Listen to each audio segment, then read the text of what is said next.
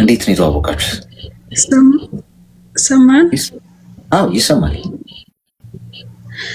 እዛ ነበረና በቃ ማለት 1 አመት ከ2 አመት ከምናምን ነበር። ከዛን በቃ እኔ ትቼ ወደ አረብ ሀገር መጣሁ። ከዛን በሰላም ነበር። እዚህ ከመጣሁ በኋላ በቃ እኔ ከማንም ጋር በቃ እንጋባ ብለን ቃል ተግባብተን ነበር። ከማንም ጋር አላወራም። በቃ ከሱ ጋር ብቻ ተስፋዬን እሱን በቃ አመንኩት ስለምወደው። የምን ቃል ነው የተገባባችሁት? በቃ ማለት እኔም አልክድሽም አንተም በቃ አንከዳደም ብለን ማለት ነው። ቁጭ ብላችሁ እንዴ ያወራችሁት ቃሉ? አዎ የሱ ጓደኛ ነበር። በቃ ማለት በቃ እንዳትክጂኝ እንዳልከዳሽ ምናምን ብለን ማለት ነው። እሺ ከዛም በጣም ነበር በቃ ማለት በጣም ነው ሰው ይወደኛል አይደለም፣ ግን ለጊዜው እዛን ጊዜ በቃ በጣም እሱ እኔ ሞዶ ነው እንጂ ማቆ እሱ ይወደኛል አይደለም፣ ግን ያሳየኛል በቃ እንደሚያፈቅረኝ። በቃ ለምን አንጋባም? ሳንጋባ ለምን ከዛም በመሃል እኔ ለመጣ ሲል በመሃል የሴት ልጅ ፎቶ ስልኩ ላይ አየሁትና የማን ነው አልኩት። ከዛ የጓደኛዬ የአጎቴ ልጅ ናት አለ። መጀመሪያ ደግሞ አውቆ ነው ከባት አጎቶቹ የለውም ልጆች የለም አላገቡም ራሱ ዋሸኝና በቃ እንዳለ እኔ ተናደድኩኝ። ምን ላድርግ ይሄን ብዬ ማለት ነው። ከዛን አኮረፍኩት። ልመጣ አካባቢ ስለ አኮረፍኩት ይቅርታ ጠየቀኝ። ዝም ብዬ ከቴሌግራም ላይ ከቲክቶክ ላይ አውርጄ ነው ፎቶ ደስ ብሎኛል አለ። እኔ ግራ ገባኝና ችግር የለውም በቃ አልኩት። ትቼው መጣሁ እላለሁ። ከዛን እዚህ ከመጣሁ በኋላ ደግሞ ልተው አልቻልኩም። በቃ ማለቴ እንደዛም ተናድጄበት ድጋሚው ደግሞ እደውልለታለሁ። ስለዚህ ምክር ስጠኝ እስኪ አሌክስ። እሱ የቀለደብኝ ይመስላል እንግዲህ። ከዛ አረብ ሀገር ሄደሽ ብር አገኝተሽ የሰውን ሰው እንዴት እንደምኖር አይተሽ ብር አለሽ በቃ አሁን አታናግረኝም ማለት ነው፣ አሁን አፍታለሽ ማለት ነው ይለኛል። በቃ የሌለ ወሬ ነው የሚያወራብኝ። ግን እኔ ተቀይረበት አይደለም እሱ ነው የተቀየረብኝ። ግን እረሳዋለሁ አልኩት። እኔ ምክርህን በጣም ነው የሚከታተልህና ወላሂ በቃ ሴቶቹን ስትመክረን በቃ በጣም ደስ ይለኛል። እኔ አንተን እከታተላለሁ። ከዛን የማይጠቅም ሰው በቃ መጨረሻው እንደማይሆንኝ ይገባኛልና ለምን እጓዛለሁ ከሱ ጋር አልኩትና ቦሎኩት። ሁሉም ቦሎኩት። ከአወጣሁትና ራሴው ደግሞ አናገርኩት። ምን ማድረግ አለብኝ? እስኪ ምክር ስጠኝ አሌክስ። ይጨንቀኛል በቃ ደግሞ እኔ እሱ ለምን እንዴት ይሄን ሁሉ አመት ከሱ ጋር እኔ ሌላ ሰው አላወራም፣ ከማንም ጋር እንትን አልልም አላወራም። እንዴት እንደዚህ በቃ ልክደኝም እንዴት ጠግብብኛል በቃ ብዬ በጣም ያናደኛል። እኔ መቀምን ይሻለኛል እና በቃ ዝም ብዬ ራሴን ያስጠላኛል። ይሄን ሰሞን ደግሞ እናድዳለሁ ዝም ብዬ። እድሜሽ ምን ያህል ነው? ምክር ስጠኝ። እድሜሽ? እድሜ 24 ምን ታርጊ እስቲ? 24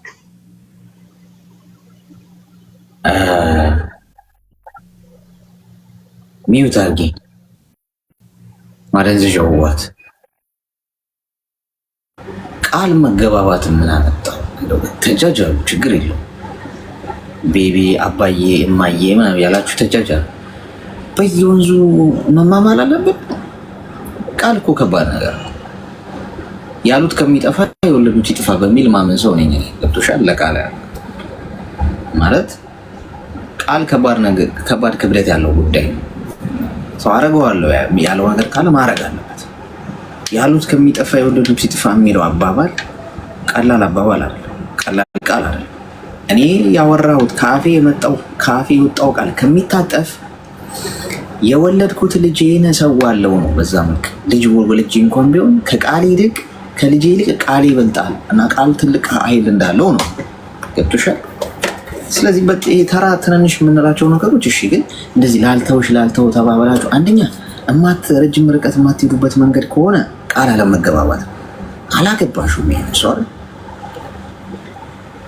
አንዳንድ ወንዶች ለሁሉም ሴት ስክሪፕት ማንበብ ይወዳሉ። ሁሉም አይደለም አሉ። አሁን እዚህ ውስጥ የሚመለከታቸው ሰዎች ትንሽ ደማችሁ ተክተክ ሊል ይችላል። ቀዝቃዛ ውሃ ከፍሪጅ በመስጠት ተባበሩ እንዳይገነፍሉ ማለት ነው። ስክሪፕት ነው የሚያነቡት ሁሉም ሴቶች ግን ተመሳሳይ አፈቅርሻለሁ ሲሉ ቶኑ እንኳን አይቀየርም። በጣም የሚያሳዝነው ነገር ቶኑ ለአንዷ የላከውን ቴክስት ኮፒ ፔስት አድርጎ ለአንቺ ነው የሚልከው። አንቺ በቃ አፍቅሮሽ ልብሽ ልቅ ብሏል። አሁን ቃል ሲገባለሽ በቃ በልብ ውስጥ ያለሽ አንቺ ነሽ። በቃ ስትመጪም ወደዚህ ሀገር በቃ ልብሽ እሱ ማንጠልጥለሽ እሱ በቃ ኖረው ፍቅረኛ ያለ የሚያፈቅረኝ የእውነት የሚወድሽ ፈጣሪሽ ብቻ ነው። የኔ እናት እዚህ ምድር ላይ እስከመጨረሻው ሊወድሽ እስከመጨረሻው አብሮሽ ሊቆይ የሚችል ማንም ሰው የለም። ከሰዎች ጋር ስትዋደጂና ስትቀራረቢ ነገር ሊቀየር እንደሚችል እያሰብሽ ነው መንቀሳቀስ ያለብሽ። አለበዚያ ልብሽ ይሰበራል፣ ሰው ይለወጣል። ሳታምኚው ቀርቶ ታምኖ ቢገኝልሽ ይሻላል እንጂ አምነሽው ገደል ከሚከትሽ ማለት ነው። ህፃናት ጋር ነው ደግሞ አሁን ያላችሁት። ያልበሰለ ጥሬ የሆነ ከ20 ዓመት በታች የሆነ ለሱ ሴት መቀያየር እንደ ብርቁ ቲክቶክ ላይ ፖስቶ ስንት ሴቶች ላይ ካረጉልኝ ስንት ሰዎች ፖስት መስመር መጥተው ታምራለህ የኔ ቆንጆ ምናምን አሉ ሁሉ ካልኩሌሽን የሚሰራ ህፃን ነው የምታፈቅሩት። ያልበሰለ ዘሎ ያልጠገበ ማለት ነው።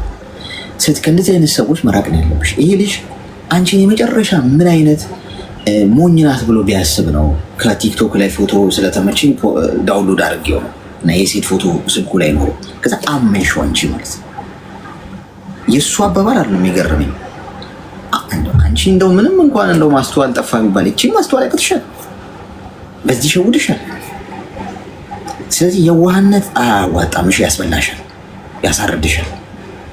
መንቃት ነው ያለብሽ። አንቺ ብቻ አይደለሽም በሱ ህይወት ውስጥ ያለሽው ሴት ሚሊዮን ናቸው። እኔ ልንገርሽ፣ አንቺን ደህና ደሪ ብሎ ስልክ ሲዘጋ ሌላኛዋን እንዴት አደርሽልኝ የሚል ነው። ህሊና የለውም፣ ህሊናውን አይፈራም። እንደዚህ አይነት ሰው እግዚአብሔርን የሚፈራ ሰው ማለት ነው። ስለዚህ ምንድነው ማድረግ ያለብሽ?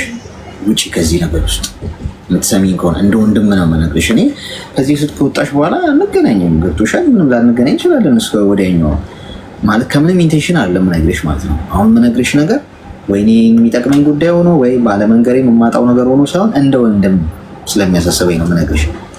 ውጪ የምትጎጂበት ህይወት ነው።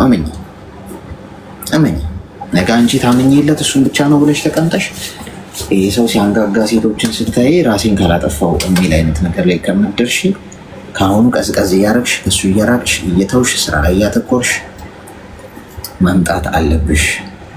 ገብቶሻል? ተግባባን? አዎ አሌክስዬ ተግባብተናል።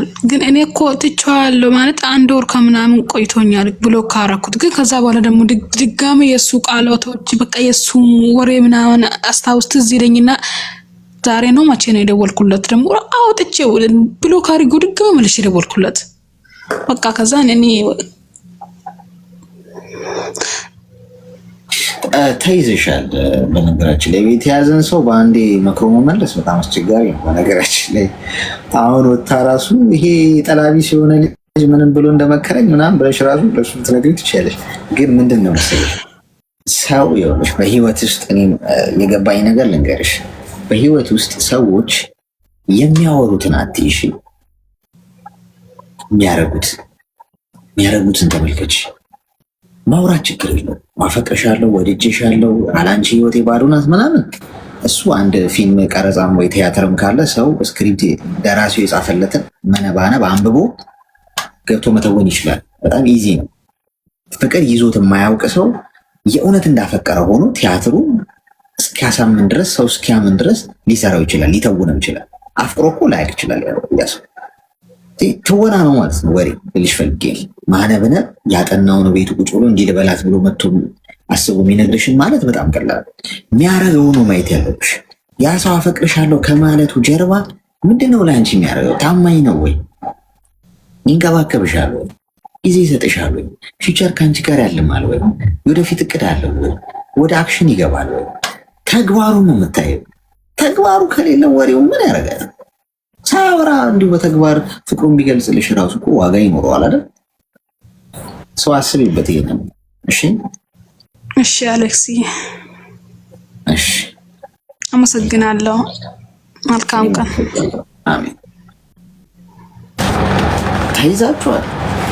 እኔ እኮ የምታፈቅሯቸው ወንዶች እንደው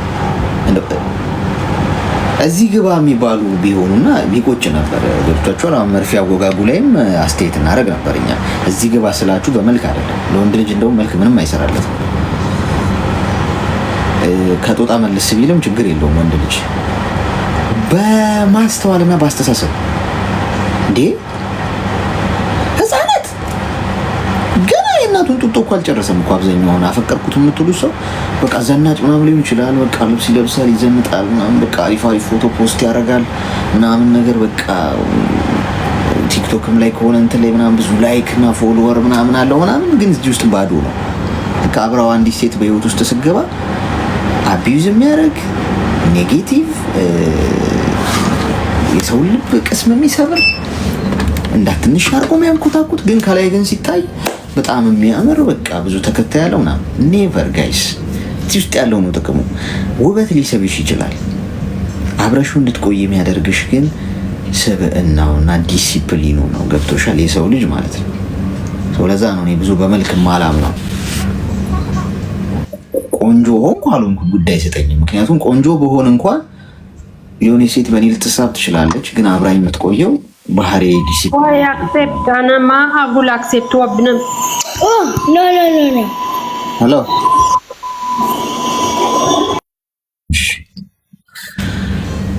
ስለዚህ ወንዶች እዚህ ውስጥ መሳሙኝ ከሆነ ቁንጅናህ ላይ ገንዘብህ ላይ ገንዘብ ኢምፖርታንት ነው። አይ ነው ራስህን አቋም ላይ ምናምን ብዙ እንትን አትበል። እሱ ላይ አትሟሟት ማለት ነው። ኢምፖርታንት ያስፈልጋል፣ ግን በዛ ሰዎች ሊሳቡ ይችላሉ። እውነቱን ለመናገር ከሩቅ አይታ በቁንጅና የትኛውም ሴት ልትሳብ ትችላለች። እውነታው እሱ ነው። ወይኔ ሲያምር ይሄ ልጅ ምናምን ሴቶች ሁሉ የሚፋለጡብህ ምናምን ቆንጅናው፣ ስለሱ ፖስት የሚያደርጉ ሼር የሚያደርጉ ላይክ የሚያደርጉ ምናምን ብዙ ሊሆን ይችላል። ግን ምን አንድ ቀን ከአንተ ጋር ቁጭ ብሎ ያወሩ ቀን ይጸጸቱበታል። ቁንጅና ጂኒ መስሎ ነው የሚታያቸው።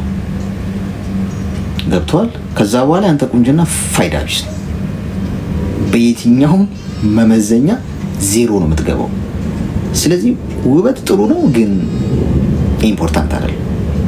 ባይኖርም እንኳን ዲሲፕሊንህ፣ ሰልፍ ሪስፔክት፣ ለሌላ ሰው ያለህ ሪስፔክት፣ ለሴት ልጅ ያለህ ሪስፔክት፣ እሱ ነው አብራህ እንድትቆይ አብራህ እንድትኖር እድሜ ዘመኗን ስላንተ ያወራች እንድትኖር በልቧ ውስጥ ታትመህ የምትቀረው በውበት አይደለም። የትኛውም ሰው በቁንጅና የሰው ልብ ውስጥ ታትሞ ሊቀር አይችልም።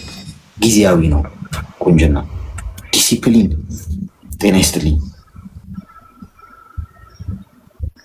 ሄሎ፣ ሰላም ብለናል። አሌክስ ሰላም፣ እንኳን ደህና መጣ። እንኳን በደህና ቆያችሁ። አማን ነው ይመስገን ፈጣሪ። ምን እንታዘዝ? ኧረ እኔማ አንድ ቺክ ፈልጌ ነው ገባው። ምን ፈልጌ? ቺክ ፈልጌ ነው። ቺክ ምንድን ነው ወንድም ማለት?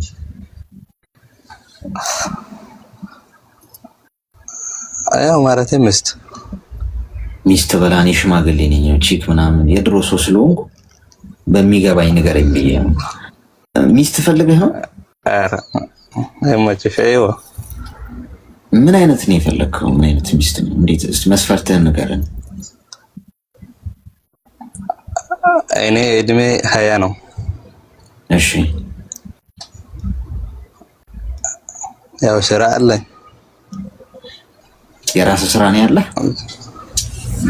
ራስ ስራ አለኝ። ያው በ20 ዓመት የራስህ ስራ በጣም ጎበዝ፣ በእውነት ጥሩ ነው፣ የሚደነቅ ነው እኮ። ምን አይነት ሚስት ነው አሁን የፈለግከው? እስከ 20 ባለው፣ እስከ 19 ባለው። 20 ዓመቷ ይሁን?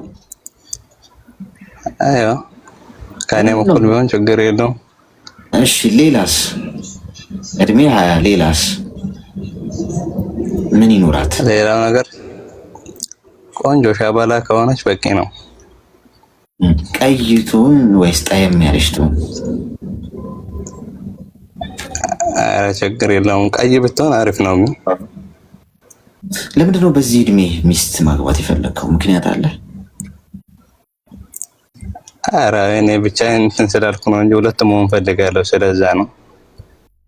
ያው በወጣትነት ነው እንትን ምለው የት ነው ደስ የሚለው ሁሉም ነገር የሚኖረው ሳውዲ አረቢያ ነው። እስቲ ሚዩት አድርግ። እንግዲህ ቀይም ብትሆን ችግር የለውም ብሏል። ጠየም ያለችን ብትሆን ዋናው ቁንጅና ነው፣ ሸበላቱን ብሏል።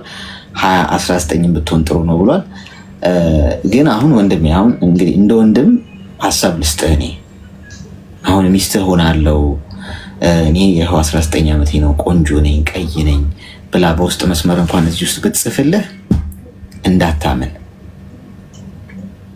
እንደ ወንድም ነው የምነግርህ።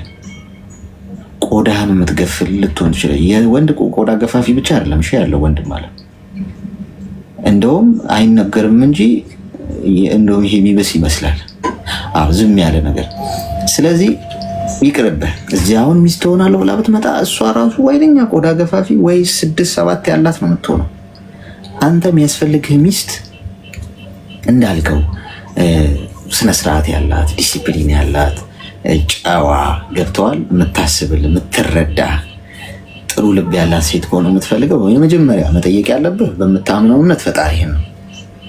የመጀመሪያው መቅደም ያለበት አሁን ቲክቶክ ላይ እኔ ጋር ነው የመጣው፣ ግን ከዛ በፊት ግን መቅደም ያለበት ምንድነው? በምታምነው እምነት እንበርክከህ ጥሩ ሚስት ስጠኝ። አሁን በ20 ዓመት አይደለም፣ ለምን በ40 ይሁን በ30 ይሁን አንተ በፈቀድክ ሰዓት ህይወቴን ገነት የምታደርግልኝ፣ ሰላም የምትሰጠኝ፣ የምትረዳኝ፣ የልጆቼ እናት የምትሆን እሷ በህይወቴ ከመጣች በኋላ በረከት ሁሉ የሚበዛልኝ አይነት ሴት አንተ ያዘጋጀልኝን ስጠኝ፣ እጠብቃለሁ ባልክ ሰዓት ብለህ ጸልይ። ስራህን ስራ። 20 ዓመትህ ነው። በዚህ ጊዜ እንዳታገባው።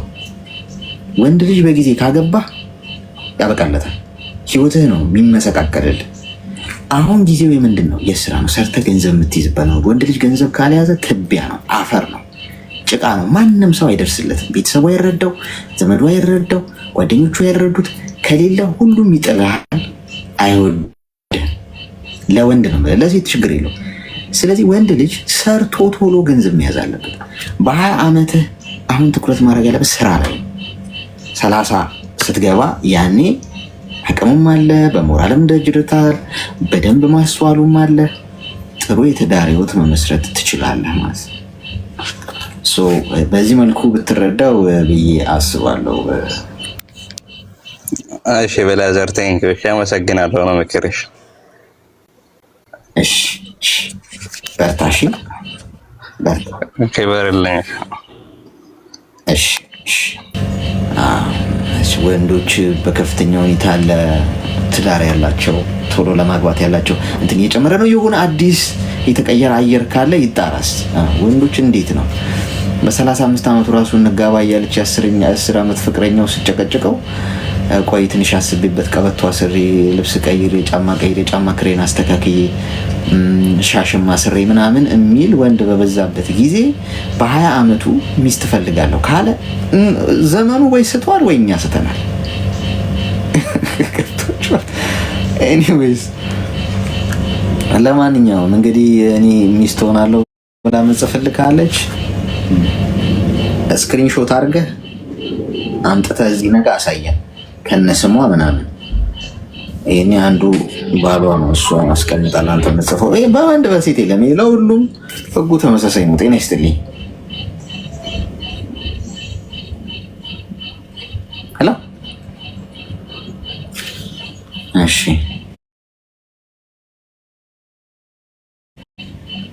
ማግባት በ20 ዓመቱ አሁን ይሄ ልጅ ቢያገባ እንዴት ነው የሚመራው ትዳሩ? ልጅ ናቸው እኮ ሁለቱም 19 እና 20። እሱ 19 ነው የሚፈልገው። ጤና ይስጥልኝ። ሰላም፣ እንዴት ነህ? እግዚአብሔር ይመስገን። እንኳን ደህና መጣሽ። እንኳን ደህና ቆየን። እንኳን ልጁን ለመንገር ነበር፣ ግን በ19 ዓመትም ብትሆን እኮ ገና ከቤቷ እኮ አልወጣችም። እንዴት አድርጋ ነው? የትስ ነው የምትገኘው? እንዲህ አይነት ልጅ ያው እሱ ምኞቱን ነው እንጂ እንግዲህ የማይሆን ነገር ነው ምኞቱ። እንግዲህ ነግረነዋል። ግን ደግሞ አንተ ቅድም ስትል የሰማሁህ ወንድ ልጅ መልክም አይፈልግም ከጦጣ አነስ ይበል። ከጦጣ እርግጥ ነው ወንድ መልክ አይፈልግም፣ ቢሆንም ግን ቆንጆ ቢሆን ደስ ይላል። በጣምም ባይሆን መካከለኛም ቢሆን ምንም ቢሆን ግን ከጦጣ ጋር አይቀራረብብኝ። ልጄስ እንዴት አይነት ሊመጣልኝ ነው? ያው ቆንጆ ሆኖ የልጄን ነገር አላሰብኩም እንዴ? ቆንጆ መልክ ይዞ ህይወትሽን ግን ገሃነም ከሚያደርግብሽ ይልቅ መልኩ እዚህ ገባ ሳይባል እኔ እንደውም ቆንጆ እንዳልወድም ሲጀመር ፉንጋ የሚሆን ወንድ ነው ብቻ ጸባዩ እንዳልከው ጸባዩ እኔ ማስተዳደር ከቤቴ ከምተኛበት አልጋ ከፍ የሚል ላይ ያስተኛኝ የኔን አልጋ አይነትማ ቤቴ ያለ ገብቷል። ከዛች ከምበላት ሽሮ ወደ ድንች ስጋ እንኳን ቢቀር ወደ ድንች ይውሰደኝ። ከፍ ይበል ነው። አዎ ትንሽ ከፍ ይበል። አለበለዚያማ የእናትህ ቤት አለ እኮ በቃ ትበላለህ፣ ትጠጣለህ፣ እንደ ልብህ ትወጣለህ፣ ትገባ ሀሳብ የለ ምን የለ። እዛ እኮ ትዳር ማለት እኮ ሌላ ገና ልብስ አጠባ አለ፣ ወጥ ስራ አለ፣ እንጀራ ጋገር ሁሉ አልታሰበም። ያው በስራ ይመጣል እንኳን ያው ገንዘቡ ምኑ በስራ ይመጣል። ለምን አስወጣችኋት? ማን ያስወጣት? እዚህ ቤት ግን ሞዴሬተሮች ግን ከባድ መርፌ ያስፈልጋቸዋል።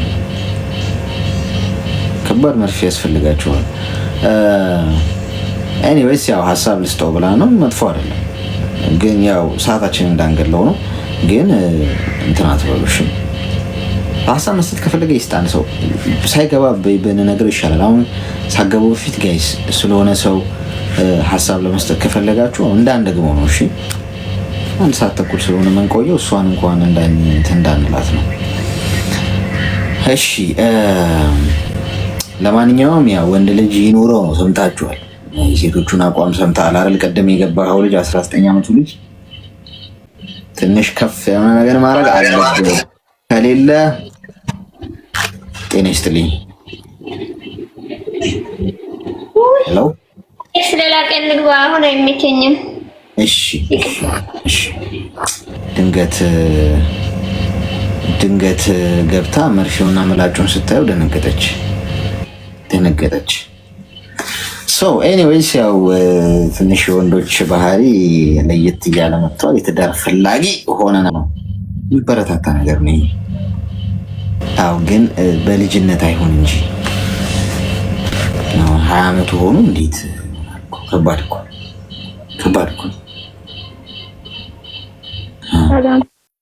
ጤና ይስጥልኝ። እንኳን ደህና መጣሽ። እንኳን ደህና ቆየሽ። ምን እንታዘዝ? ሰማን ድምጼ? አዎ ይሰማል።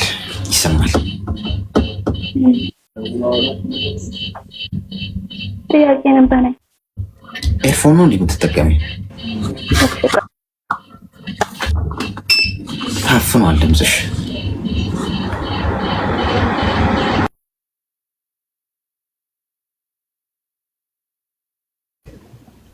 ማጥቻለሁ። አሁን በጣም ቆንጆ ነው። እሺ ንገሪኝ። እሺ አይ እንዴት ብዬ ማስረዳት እንዳለብኝ አላውቅም፣ ግን ይከፋኛል፣ ሆዴ ብሰኛል፣ ብቸኝነት ይሰማኛል። በምን ምክንያት ነው ይሄ የተፈጠረው?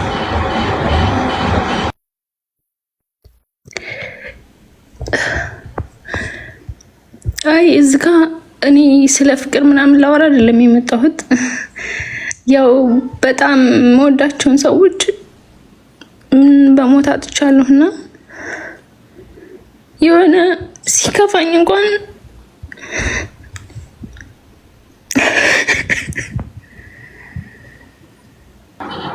አይዞሽ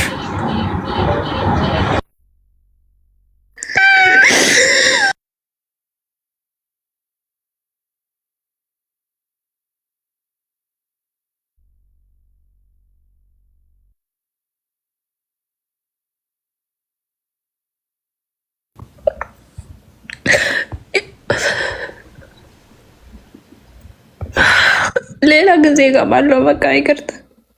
አይዞሽ ተረጋጊ። እሺ ተረጋጊና ንገሪኝ። ምን ነው ተረጋጊና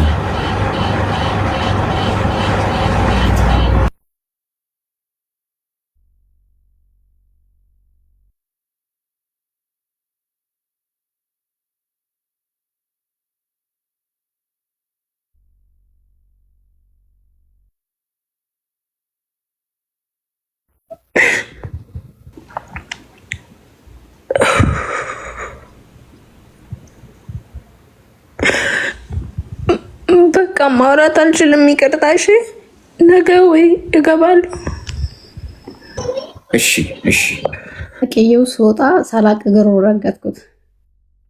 ከዛ ዞሮ ሲያየኝ እኔ ይቅርታ ብዬ ልጠይቀው ይቅርታ ስለው እንደዚህ አየኝና ተመልሶ ዞሮ ተኛ።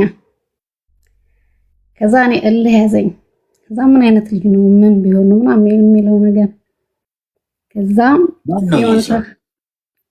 ባሌ ነው ባልሽ ነው? አሁን ላይ ባሌ ነው። የተገናኘንበት ከመሆኑ በፊት ነው የምታወሪው? አዎ አብረን ሳንሆን በፊት ሚስት ነበረው እሱ መጀመሪያ? ኖ ዌይ። እሺ ታሪኩን ነግሬ ከዛ በኋላ ልነግርህ ነው። ከዛ መጨረሻ ላይ መንገድ ላይ እየሄድኩኝ ያለ በቃ እኔ እዛ ግቢ ስለማውቀው በሚለው ሰላም ምናምን አልኩት። ከዛ ሰላም ስለው ጸጥ አለኝ። ኮራ ማለት ነው። እንዴ አውቀው የለ እንዴ እንዴት ነው ሰላም ማይለኝ ምናምን ብዬ በቃ ስለሱ ማሰብ ጀመርኩኝ ማለት ነው። ከዛ በኋላ የሆነ ቀን ቤት ውስጥ ተኝቶ እህቱ ያንኳኳች ምናምን ነገር አልከፍት ምናምን ሲላት ደውይለታ ምናምን ነገር አልኳት። ስልክ አያነሳም ምናምን አለች። ከዛ ስትል በቃ ስጭኝ ስልኩን እኔ እደውልለታለሁ በአዲስ ቁጥር ሲሆን ያነሳል አልኳት። ከዛ እሺ ብላ ስትሰጠኝ ስደውልለት አላነሳም። ከዛ እኔ ስልኬ ላይ ቀረሰ ይባረኩት። ከዛ ሌላ ጊዜ ምናምን ስናወራ የኔ ወንድም ሴት አናገር ምናምን አለች ስትል እሺ ስልኩን ስጭኝና እንደማያወራና እንደማያወራና ያለ ምናምን ነገር አልኳት። ከዛ እሺ ብላ ስልኩን ሰጣኝ። ስደውልለት እሱ በድምጽ አውቆኛል እኔ እንደሆንኩኝ ማለት ነው። ከዛ ያወራ ምናምን ነገር የት ሆነ ነው ምናምን ነገር ስለው ጎረቤታችሁ ነኝ አለኝ። ጎረቤት ነኝ ሲለኝ በቃ እንዳወቀኝ አወቅኩኝ። ከዛ ማውራት ጀመርን በዛው ማለት ነው። ከዛ ራት የት ነው ምናምን ነገር ስለው ራት እየበላሁ ነው እና ከኛ ጋቢ ምናምን ሲለኝ ሰፈር ውስጥ ስለሆነ ድሬዳዋ ነው። ከዛ እሺ ብዬ ሄድኩኝ። ከዛ ሲሄድ ስልክ ያወራሁት ነው የሄድኩት። ከዛ ከኋላ እየመጣ ነበር። በቃ በዛው ተዋወቅን። ከጓደኞቹ ጋር ተረጋጋሚ እንገናኝ ነበር። ከዛ እኔ አንድ ቀን ለምን ብቻችንን አንገናኝም ምናምን ነገር አልኩት። ከዛ እንደዛ ስለው እሺ ምናምን ነገር አለኝ። በቃ ሁለታችን መገናኘት ጀመርን። ከዛ የሆነ ጊዜ ላይ እሱን ያመንኩበት የሆነ እንትን ሄድን፣ የሆነ ተራራ ምናምን ያለበት ቦታ ምናምን ሄድን። ማታ ነው ምሽት ነው ወደ 12 ሰዓት ነው። ከዛ በጣም ጫካ ነው ቦታው፣ ግን በቃ እኔ አምኜው ሄድኩኝ እዛ ቦታ ላይ ማለት ነው። ከዛ ሄደ ምናምን አሁን የሆነ ማብራት ምናምን ታያለሽ እንዳደረግጪ ምናምን ነገር አለኝ። ከዛ እሺ ምናምን ነገር አልኩት።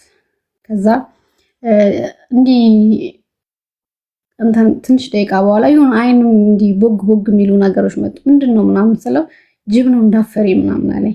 ከዛ ሲለኝ በቃ ለምኛው ምናምን ነገር ከዛ ቦታ ወጣን። አራት ፍሪ ምናምን ነገር ብቻ ከዛ በኋላ እኔ እሱን አመንኩት። እዛ ቦታ ሄደን ምንም አይነት ነገር አላሳየኝም። የሆነ የመሳም ሙከራ አላደረገም ምናምን ነገር። ከዛ በቃ እሱ ታማኝ ነው ምናምን ብዬ እንትን አልኩኝ። ከዛ በኋላ በቃ የሆነ ቀን እንዲሁ መገናኘት ጀመርን፣ ግን አልተጠያየቅንም። ከዛ የሆነ ጊዜ ላይ ወክ አድርገን ስንመለስ ቆመን እናውራ ምናምን ነገር ብሎኝ እሺ ብዬ ቆመን እያወራን ከዛ ቆመን እያወራን እግሩን እንደዚህ አጠፈና ቁጭ በይ እዚህ እግሬ ላይ ምናምን ነገር አለኝ። እሺ ምናምን ብዬ ቁጭ አልኩኝ። ከዛ እንደዚህ አንገቴን ወደ ላይ ቀና ያደርገኛል፣ ግን አይስመኝም፣ ዝም ይላል። ከዛ እኔ ሲደክመኝ ጎንበስ እላለሁ። ከዛ አሁን እንደዚህ ከዛ በቃ መሳም ፈልጎ ነው ማለት ነው ብዬ እኔ ሳምኩት።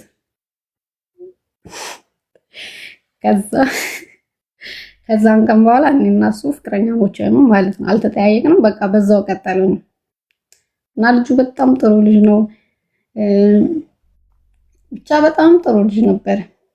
እና አብረን እየኖርን ጓደኛሞች እየሆንን እኔ ብሬክ እረፍት እንትን ሲባል ወደ ቤት ሄድኩኝ ወደ ሀገሬ። ከዛ በስልክ እናወራ ነበር ምናምን ነገር። ከዛ መጣኝ አብረን ሆነን ከዛ መጨረሻ ላይ የመጨረሻ አመት ፕራክቲስ ስንወጣ ለምን እኔ ከልጆች ጋር ተከራይቼም ከምኖር የመጨረሻ አመት ነበር አብረን ከሱ ጋር ሆነን ማለት ነው አንድ ቤት። ከዛ የሱ ቤተሰቦች አወቁ፣ የኔ ቤተሰቦች ግን አያውቁም ነበር። ከዛ በቃ አብረን ሆነን የመጨረሻ አመት ላይ እኔ አረገዝኩኝ። ከዛ የ4 ወር ጉዞኝ ተመረቅኩኝ እኔ። ከዛ አብረን እየኖርን ምናምን ነገር ላይ የሆነ ሰዓት ላይ ስራ ተበላሸበት። እሱ እንትን ነበር የሚሰራው ይሄ መኪና ምናምን ማጠብ ማለት ነው። ከዛ አሪፍ ነበር እየኖርን የነበረው። ከዛ በኋላ እሱ ሲበላሽበት እኔ መርጉዝ ደርሼ ነበር። ቤተሰብን ማሳወቅ ነበረብን፣ ለኔ ቤተሰብ ሽማግሌ መላክ ነበረበት። ከዛ ስራ ሲበላሽበት በቃ የሚደብር ላይፍ መኖር ጀመርም ማለት ነው። የቤት ኪራይ ያለ ወጪ ምናምን ነገር አለ እና ግዴታ እኔ እናቴ ጋር መሄድ ነበረብኝ። ከዛ በኋላ በቃ እንደምንም ምናምን ብሎ ሽማግሌ ምናምን ላከና ፋሚሊ ጋር አብረን ሄደን እኔ እዛ እንትን ማለት ጀመርኩ። እኔ እዛ ወለድኩኝ። ከዛ በኋላ እህቱ መታ ወሰደችኝ። እሱ መምጣት ስላልቻለ ማለት ብር በቃ አልነበረንም።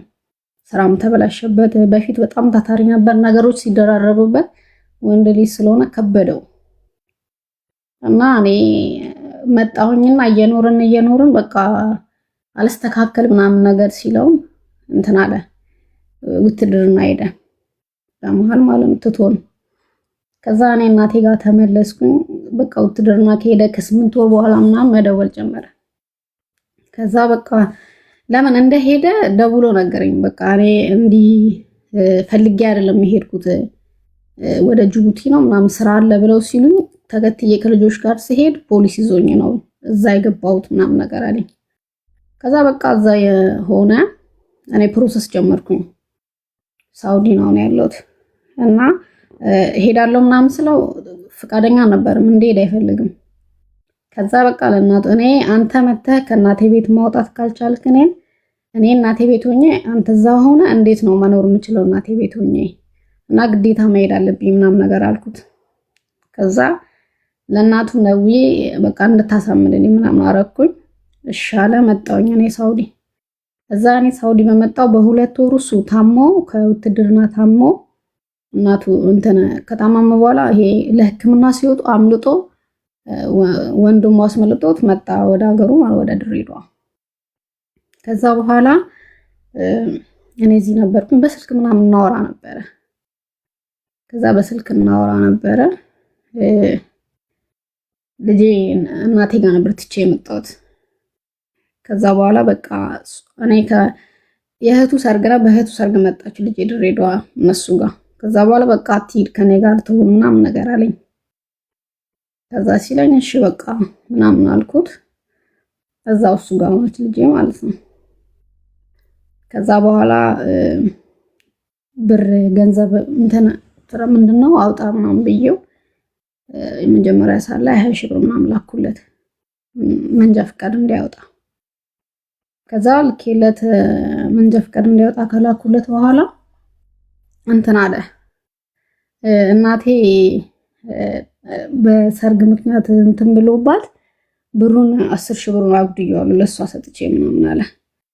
ከዛ በቃ እኔ ለእናቴ አረኩ ብሎ ስላለኝ እኔ ሼም ያዘኝ። እንዴት ምናምን ማለት ነው ያው እናቱ እናቴና በይ በማሰብ ማለት ነው። ከዛ በሚቀጥለው ድጋሚ በቃ እሺ ያን ከጠፋብህ ብዬ ድጋሚ ላኩለት 10 ሺህ ብር ማለት ነው 20 ሺህ ብር።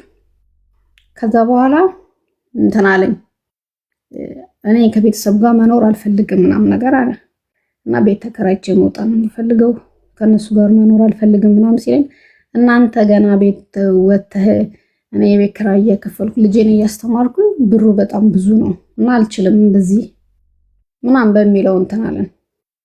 ከዛ በኋላ ይሄን ነገር እኔ ለማንም እሱ ለኔ ነው ያማከረኝ ቤት የመከራይቱ ማለት ነው።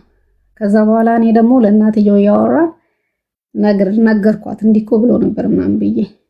ከዛ የሆነ ሰዓት እሱ የልጁ ልብስ ምናምን ነገር እያጠበ ያለ ትንሽ ከአባቱ ጋር ተጋጭቶ ከዛ ሰምቻለሁ ቤት ካልተከራየው ምናምን ነገር ስትል ምናምን ብላ ስትለው እሱ በቃ እኔ ያወራሁሽን ላንቺ ያወራሁሽን ወሬ ለምንድን ነው ለነሱ የተናገርሽው? እኔ አንቺ ያወራነውን ለምን ነገርሻቸው ምናምን ብሎ 4 ወር ምናምን ስልክ አልደወለም ብሎ ካደረገኝ እኔም በቃ ብደውልለት ቮይስ አረግለታለሁ ሁሌ። ከዛ ቮይሱ ይሰማል አይመልስልኝም። ከዛ በኋላ ከ4 ወር በኋላ በልጄ ምክንያት ማለት ነው ልጄን በቃ እኔ ወሰንኩኝና እናቴ ጋር ትሄድና በቃ ከዚህ በኋላ እሱ ማይፈልግ ከሆነ እኔን ልጄ ልውሰድ ምናምን በሚለው እንትን ስል ከዛ ልጄ ለሰው ላኩልኝ ምናምን ብዬ ለነሱ ስላቸው በሱ ምክንያት ደወለ። እኔ ለሰው ላኩት ያለሽ ልጅ ዕቃ ነው እንዴ ምናምን ነገር በሚለው ደወለና ማውራት ጀመርን በሱ ከ4 ወር ምናምን በኋላ ላይ። ከዛ እኔ በቃ እንትን እላለሁ እሰደዳለሁ ምናምን ነገር አለኝ። በቃ እኔ እዚህ ሀገር ላይ ሰርቼ መለወጥ አልችልምና እሰደዳለሁ ምናምን ሲል ከምትሰደድ እኔ ፕሮሰስ ልጀምርልና ወይ ዱባይ ሄደህ ምናምን ነገር ስራ ምናምን ነገር አልኩት እና እሺ ምናምን ብሎኛል። አሁን ልጀምር ነው እና የውሳኔ ትክክል አይደለም የሚለውን ትነግረኝ። ምኑ ነው ትክክል መሆን አለመሆኑ ይፈልግሽ? አሁን ይሄን ውሳኔ አንቺ ውሳኔሽን ግልጽ አላደረግሽልም እኮ የሆነ ስቲል ማለት 4 ወር ሙሉ ሳያናገረኝ ምናምን ደውሎልኝ እኔ ይሄን ነገር ስስማማ 4 ወር ሙሉ መቆየት ነበረበት ወይ? እኔን የሚወድ የሚያፈቅረኝ ከሆነ ይሄን ሁሉ ጊዜ ለምን ቆየ? ህጋዊ ጋብቻ ያላችሁ በመሀል ተጋብታችኋል? በቃ በሽምግልና ነው የጨረስነው። አይደለም ጥያቄው ፊት ለፊት ነው እኮ ጥያቄው መሰለሽ ነው አይደለም?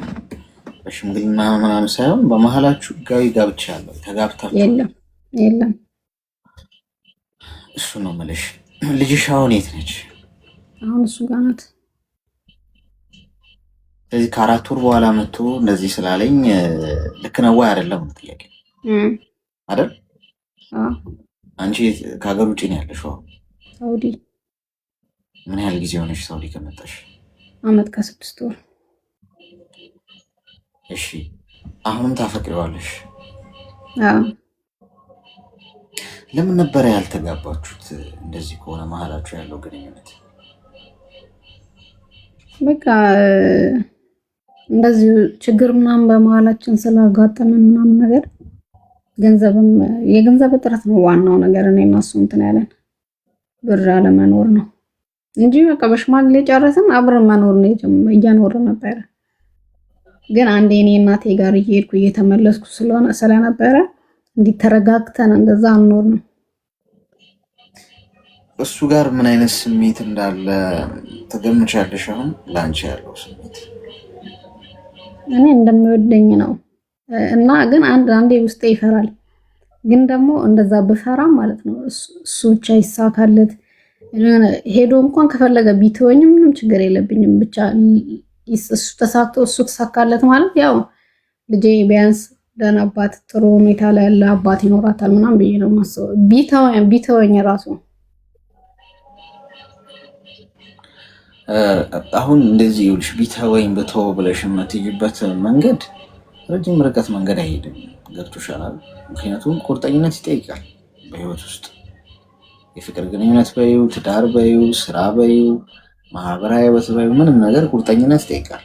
ማለት ቢሆን እንኳን ብለን የምንገባበት ሳይሆን በቁርጠኝነት ህይወት ብለን በውጣ ውረድ ውስጥም ቢሆን አብረን እጅ ለእጅ ተያይዘን መውደቁም እንደ መውደቅ አብሮ መውደቅ መነሳቱም አብረው መነሳት እየሆነ ነው መቀጠል።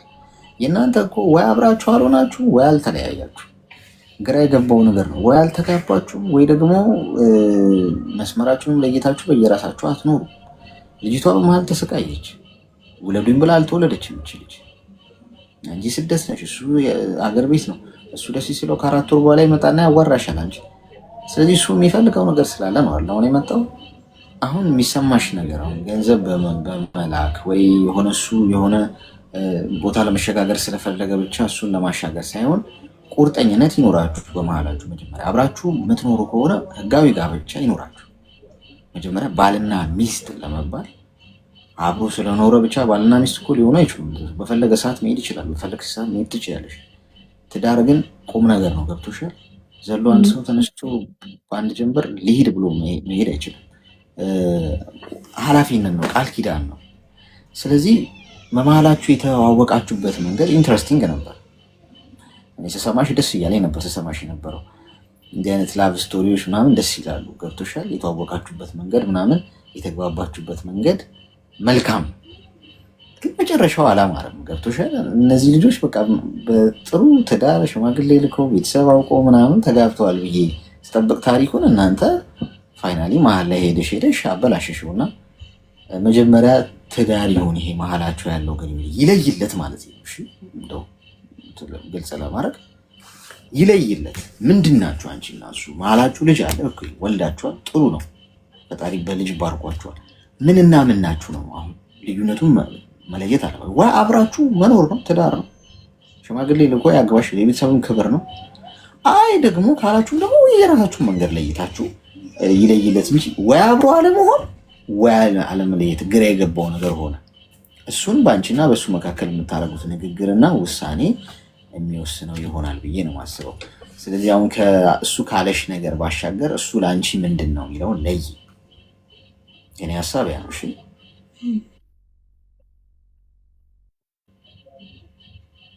ግልጽ ነው። ጥያቄ አለሽ? አይ ያው ፋሚሊ የኔም የሱም ፋሚሊዎች ስለሚያውቁ ማወቅ እኮ አይደለም። ይኸውልሽ አሁን ቤተሰቦችሽ እኮ ደብሯቸው ዝም ሊሉ ይችላሉ እንጂ አሁን ሴት ልጅ በቃ ዝም ብላ ሄዳ ከወንድ ጋር በመኖር ብትል ይሰማቸዋል እኮ እንደ ሴት ክብር። ሽማግሌ ልኮላቸው ቤተሰቦችሽ ጋር ምናምን ሜቢ አንቺን ደስታም ስለሚፈልጉ ዝም ብለውሽ ሊሆን ይችላል እናትና አባቶችሽ። ያ ግን እንደው አንቺ በቃ ስለሚያውቁ ዝም ስላሉኝ ብለሽ ችላ የምትይው ነገር ነው ብዬ አላምንም።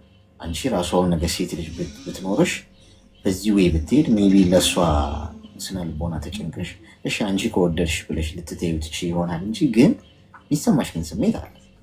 ክብር ጉዳይ ነው። እሱ በዚህ ሰዓት ምን አይነት ህይወት ላይ ነው ያለው የሚለውን አታውቂም። ሰው ሀገር ነው ያለሽው፣ ሳውዲ ነው ያለሽው። ሰው እዚህ ሀገር ሆነሽ ምንም ውሳኔ አትወስኝ። የምነግርሽ ነገር ምንም ነገር ላይ ምንም አይነት ውሳኔ አታሳልፊ። አሁን ግድ የለሽ እስቲ ስመጣ በይና ሂጂ ሀገርሽ፣ ልጅሽ አለች፣ ቁጭ ብላችሁ አንቺና እሱ መሀል ያለውን ነገር እንትኑ ይለይለት ውሳኔያችሁ ማለት ነው። እሺ አሁን ግን ለጊዜው ሰው ሀገር ስለሆንሽ ምን ላይ ነው ማተኮር ያለብሽ? አሁን ብዙ የሚያጨናንቁኝ ነገሮች አሉ ብለሽ በሂደር አቆየውና ህይወትሽ ላይ አተኩሪ። አሁን ያለሽበት ሀገር ላይ ስትሄጂ ጉዳዩን ፊክስ ታደርጊዋለሽ። እሺ እሺ፣ አመሰግናለሁ። እሺ መልካም። ከባድ ነው። ሴቶች ሌላ ሌቭል ላይ የገቡ ነው የሚለውን ነገር እንበል ወይስ የሴቶች ጉዳይ ትነግሩ?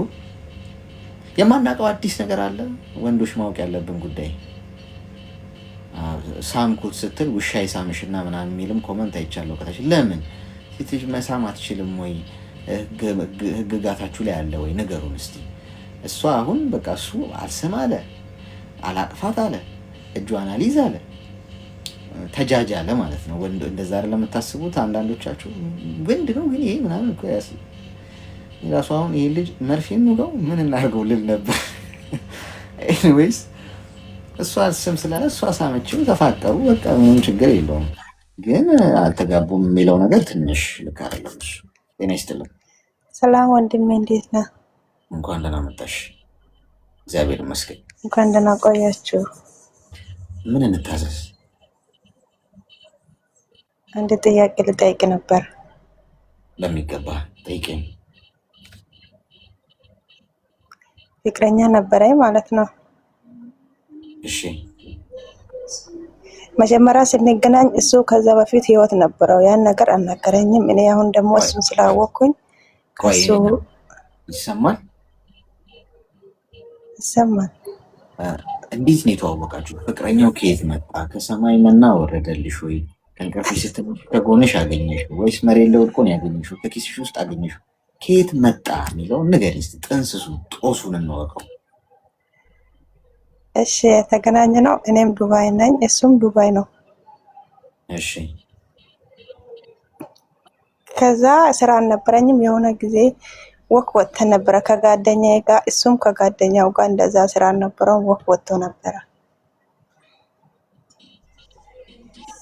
ከዛ ለከፉን እንደማንኛውም ሰው ተዋወቅን ማለት ነው። በቃ ያኔ